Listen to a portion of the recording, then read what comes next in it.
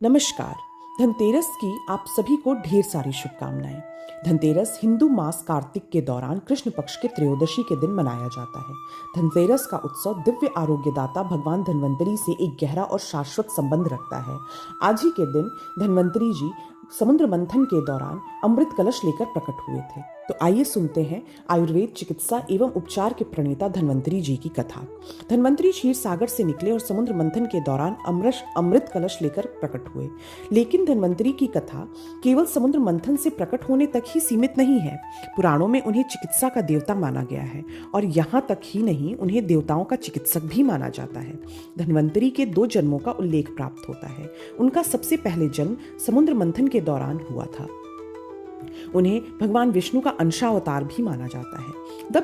जब धन्वंतरी क्षीर सागर से अमृत लेकर बाहर निकले तो उन्होंने भगवान विष्णु से पूछा कि हे स्वामी, मेरी उत्पत्ति किस कारण से हुई है। तब भगवान विष्णु ने बताया कि आप जल से उत्पन्न हुए हैं, इसीलिए आपको अब्ज भी कहा जाएगा। यज्ञ का विभाजन दिति के पुत्रों ने पहले ही विधि विधान से कर दिया है। वेदों में महर्षियों द्वारा होम आदि विधिवत हो रहा है।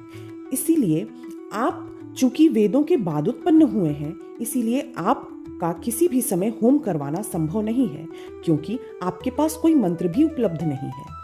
हे देव, आप दूसरे अवतार में संसार में यश प्राप्त करेंगे, तब आपको अणिमा आदि अलौकिक शक्तियां भी प्राप्त होंगी। उसी जन्म में आपका शरीर देवत्व प्राप्त करेगा। आपके द्वारा आयुर्वेद की जो ज्ञान है वो जगत में प्रसिद्ध किया जाएगा, जिससे विश्व का कल्याण होगा। आपका जन्म दोबारा द्वापर युग में होगा।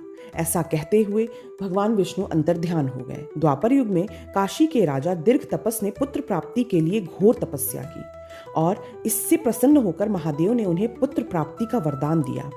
तब धन्वंतरी जी दीर्घ तपस के यहाँ पैदा हुए और इसी जन्म में ऋषि भारद्वाज से उन्होंने आयुर्वेद चिकित्सा पद्धति की शिक्षा ली।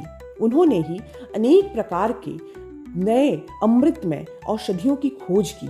इन्हीं के वंशजों ने आगे चल के शल्य चिकित्सा का पहला विश्वविद्यालय भी स्थापित किया। वैदिक काल में जो महत्व एवं स्थान अश्विनी कुमार को प्राप्त था, वही पौराणिक काल में धन्वंतरी को प्राप्त हुआ।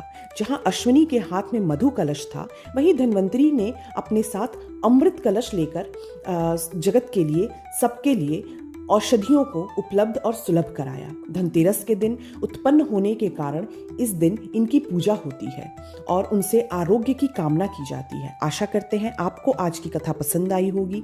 हमारी तरफ से आप सभी को, आपके परिवार को उत्तम स्वास्थ्य की ढेर सारी शुभकामनाएं।